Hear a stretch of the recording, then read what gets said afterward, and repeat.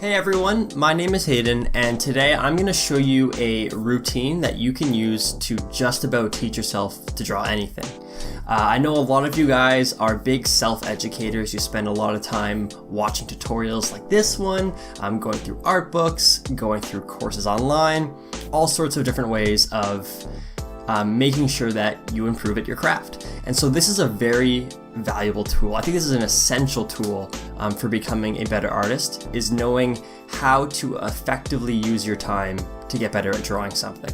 So you could apply this to anything. You could apply it to animals, to people, to specific features on people, cities, cars, just about anything that you'd ever want to draw.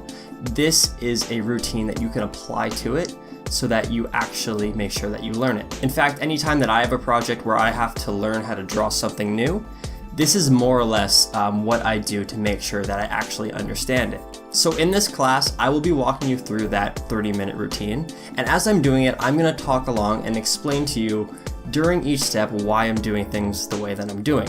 Finally, you'll have an opportunity to try the routine yourself with anything that you've ever wanted to learn how to draw. And I should mention too that even though this is 30 minutes, it's also very easy to expand it out to turn it into a routine that is hours long if you'd like.